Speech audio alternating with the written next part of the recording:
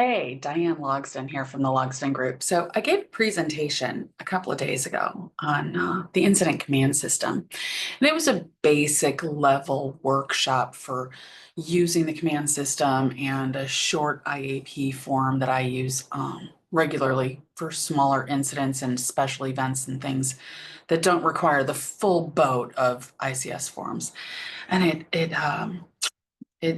really could have gone better because the folks who had the session on their agenda to attend at this training event, um, some of them were like, I don't have any ICS training. And some of them were like, I took that class so long ago. I don't remember what they said in the class.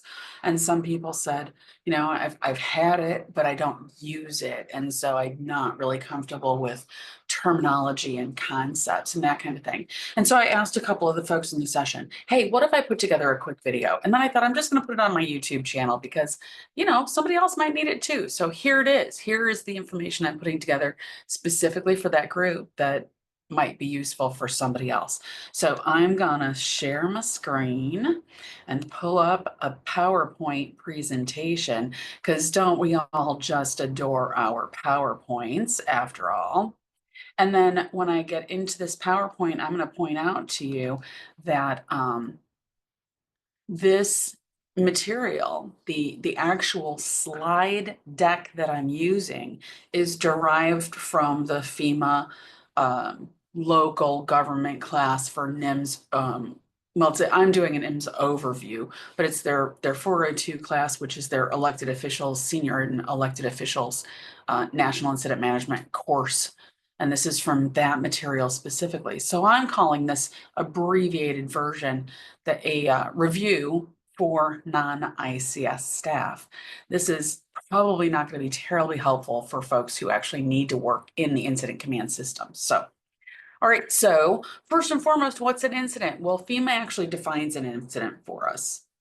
One of the challenges that we have is that the incident command system, the national incident management system say, and we'll get to this in a minute, but common terminology and plain language and all of the rest of it, and they define terms inside of the system for us. This is one of those definitions. But we have a challenge in that everybody keeps calling everything an event. Everything is not an event. Some things are incidents. An incident occurs to us. An event is something we plan to have happen.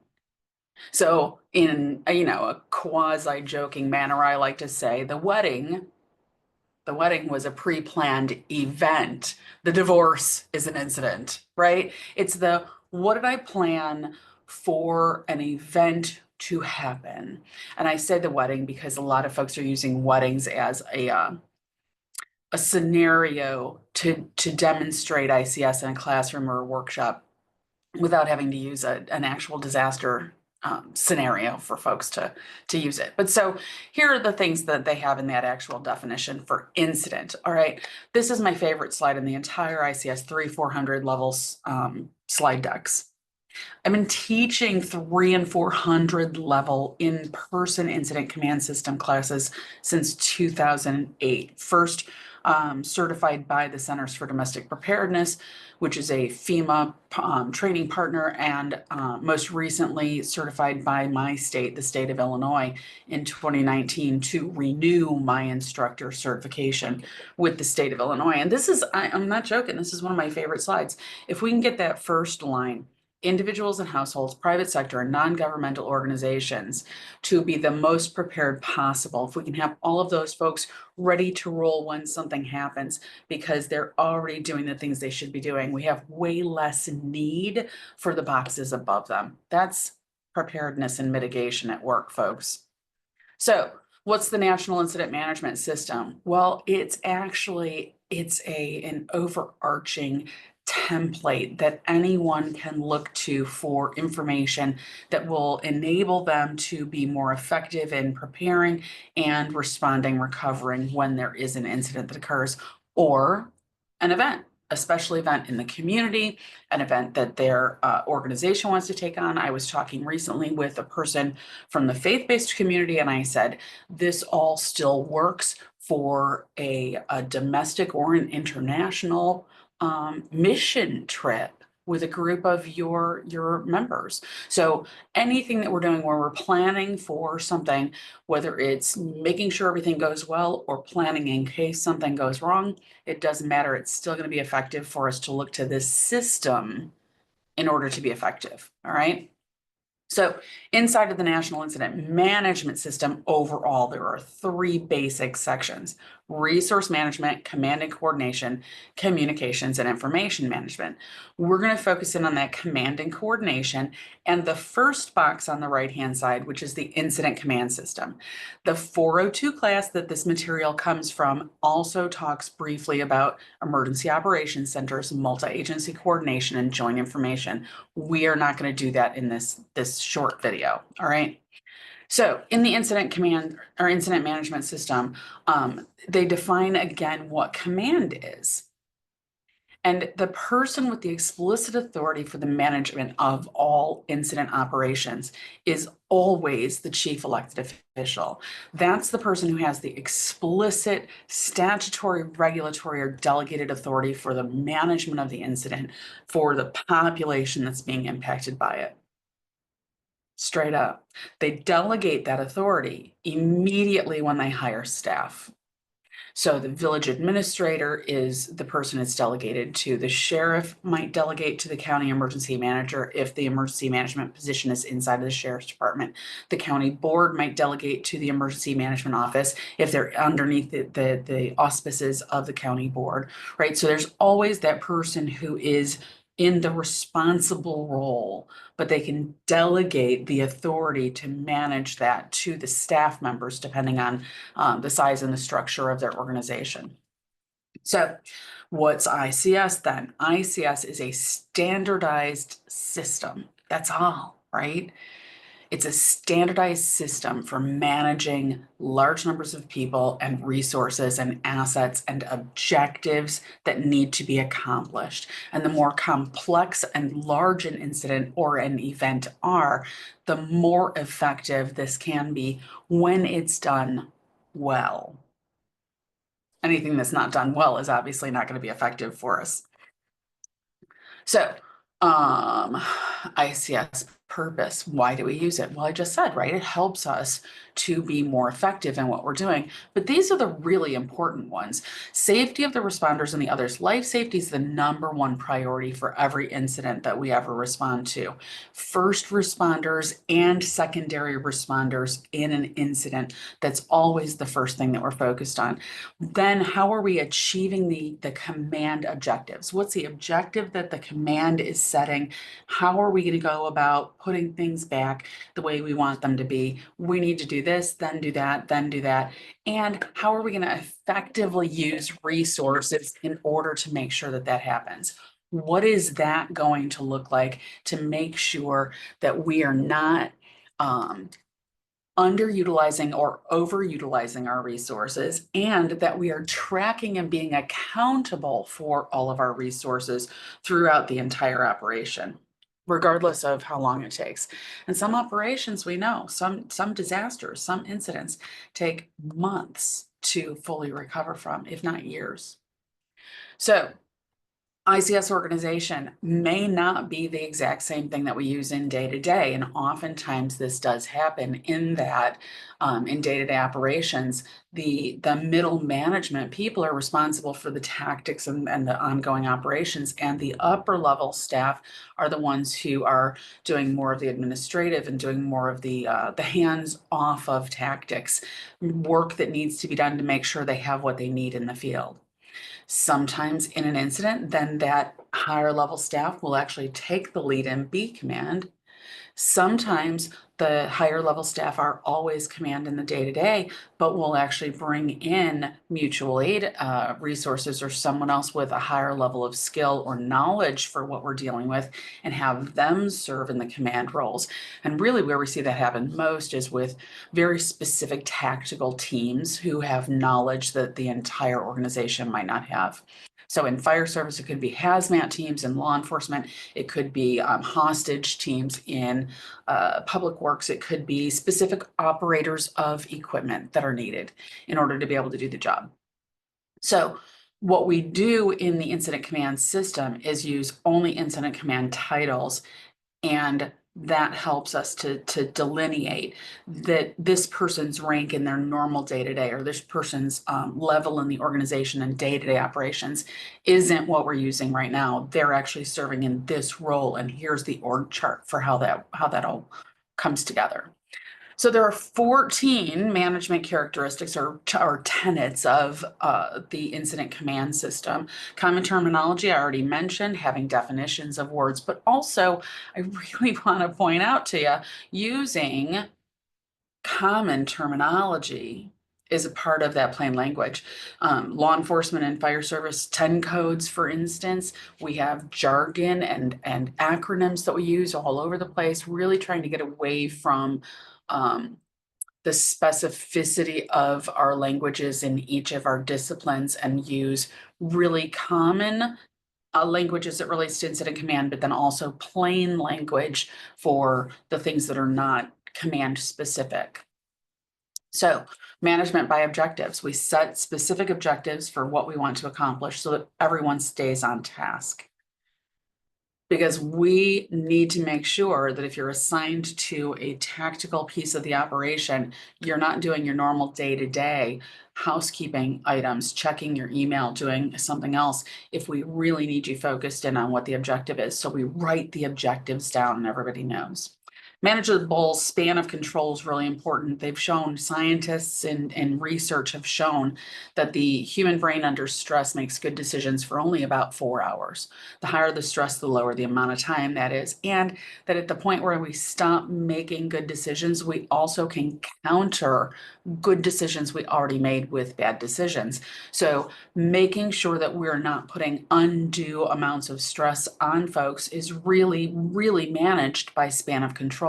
The more people I have to directly supervise and take care of in different areas of the operation, the more likely my stress is going to go high and I'm going to be missing something or have a blind spot. And again, that goes to the safety of our operation overall.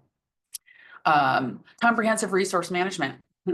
Our people are part of our resources. So that asset, as well as the hard assets, and making sure that our timing is flowing and making sure that folks are getting staffed in and staffed out, getting breaks and rehabbing and taking care of themselves emotionally and physically is also a key piece of that as well.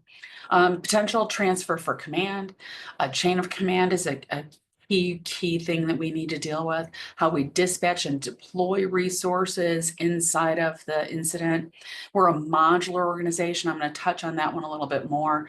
Again, we write these things down. So we write down the objectives. Command writes their objective for the time frame that we're going to be working, and then we write the rest of the plan about how we're going to support those objectives, who is going to be doing the work, how they're going to go about that work, not to the tactical level, not the tasking, but what are the strategies to accomplish it? And then where are we going to do it? What are the facilities and the work locations that we have? How are we communicating with each other? Communications has been known to be one of the areas where we struggle. I think part of it is that we don't actually speak to each other well about the things that we know that someone else needs to know. That goes to the information and intelligence management at the bottom, but we also anticipate or expect that everybody's going to have a radio that's going to be able to speak, and everybody doesn't always need a radio. If we go back to incident facilities and locations, if I am working in a co-location with all of my team members, none of us need radios to communicate with each other. So really looking at what does communication mean, not communication systems, until we need to apply those systems to the communication concept. All right. Unified command comes into play when we've got either more than one person with responsibility and authority for the operation, or multiple jurisdictions, or some other reason that we have to have more than one person engaged in the setting of objectives and critical resource allocation that happens at that very high level. So unified command happens in jurisdictions when fire has an incident that also has a very strong law enforcement element to it. Or law enforcement has an incident with a very strong EMS or fire suppression element to it. Or in my area in Northern Illinois, every winter when we have a snowstorm, Public Works takes the lead for getting those roads cleared and making sure that the other folks can do their jobs and get where they need to go. But it's likely that that public works director is working directly with law enforcement, with the police chief and the fire chief or their designee to make sure that they're meeting the needs of the community. And they might be doing that in a unified manner. So they're doing it in a unified command. Accountability, again, accountability for all of our people, all of the people that we bring in that deploy into our incident and the people who show up at the incident expecting or anticipating being utilized in it, even if they haven't been properly deployed in or dispatched, and making sure there are plans to manage that. And then again, information and intelligence management. Oof, that's a mouthful, right? It's a very big piece of common operating picture and making sure that we understand what the situation is overall. So how do we organize that? Well, here are what the boxes and sticks look like. All right. So we have our command level at the top, and then they have general staff who deal with very specific parts of the ongoing operation. Operations is going to do the tactics. I'm actually going to flip one more slide. They're going to do the tactics and they're going to direct and make sure that the plan is being carried out. The planning section is looking, so the operations is looking at what are we doing right now? Planning is looking at what are we going to do next? And what resources do we need to do that? And what resources do we have on hand? And what do we need to then tell logistics that they need to get for us in order for us to be able to do that? Logistics is going to be doing the ordering and providing the support for all of the widgets, if you will, that are doing the work. So do we need refueling of vehicles, and do we need feeding operations for the personnel who are on scene, and do we need a place for them to go rehab when they're off their shift and off duty, that kind of thing. And then finance and admin is monitoring costs and developing contracts and signing off on costs if we need to do that at the time of the incident. Also comp and claims, because sometimes people get hurt and sometimes damage is done to properties. And so it's really important to have those folks looped in at the start to make sure that we're keeping an eye out for that and don't get behind the 8 ball on it.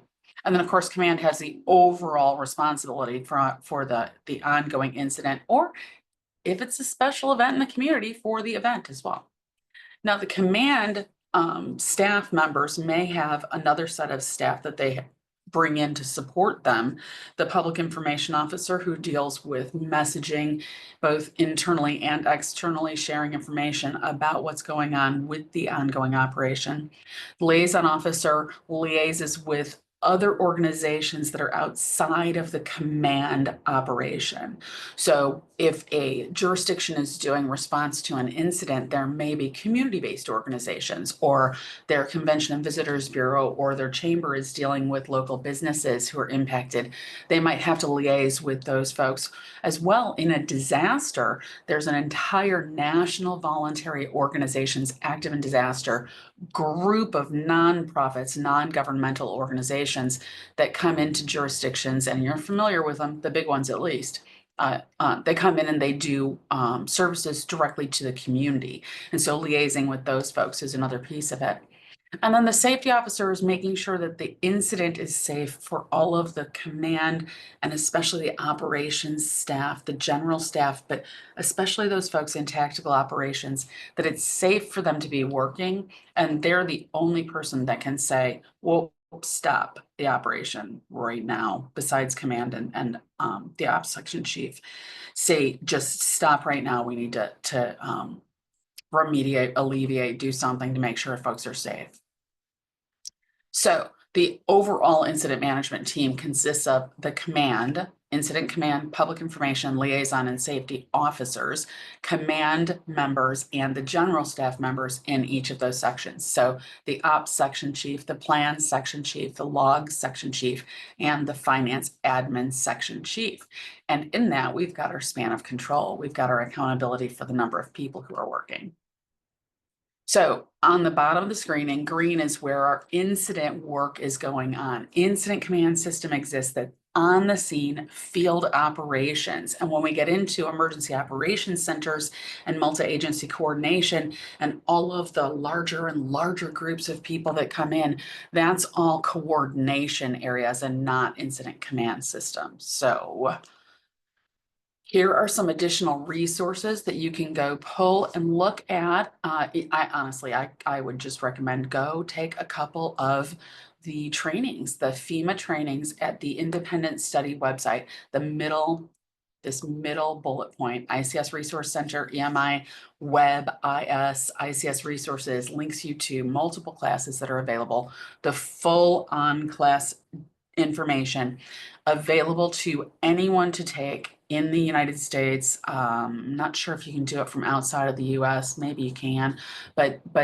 totally free online training that you can take to learn more and have more information about how this all works. So I'm available if you have any questions, hit me, comment on my YouTube right here on this video, or go hit me on LinkedIn, and I'd be happy to chat with anybody who really has an interest in incident command and making sure that we are ready to roll when we have something that happens. So let me know if there's anything I can do to help you, and have a good day.